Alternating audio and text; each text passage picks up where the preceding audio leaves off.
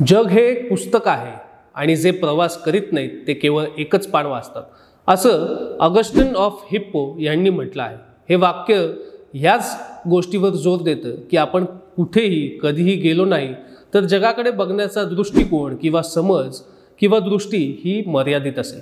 खरंच आपण व्यापक झालो तर सर्वांगीण विचार आपल्यात रुजतो आणि त्यातून आयुष्य नीट उमजू लागते।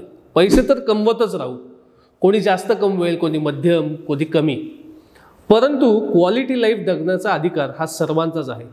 ती क्वालिटी लाईफ नागरिकांना देण्याची जबाबदारी ही देशाची, म्हणजेच काही प्रमाणात सरकारची, तर काही प्रमाणात त्यासाठी आपण सुद्धा पावलं उचलली पाहिजेत। आपल्यापैकी सर्वजण संपूर्ण जगात प्रवास करू शकत नाही, परंतु केवळ एक दिवसाच्या ड्राईव्हवर नवीन ठिकाणी जाणे किंवा अगदी छोट्या प्रवासास प्राधान्य देणे हे आपले डोळे उघडणारे असू शकतं, असं अमेरिकन लेखक मार्क ट्वेन म्हणायचा।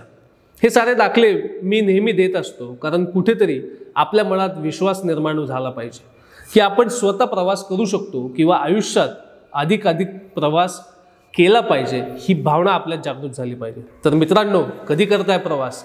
आणि जर प्रवास ज्या व्यक्तीसोबत करायचा असेल त्याला ही रील शेअर करा, जगभर फिरा, हटके जगा आणि जिंदगी वसूल करा।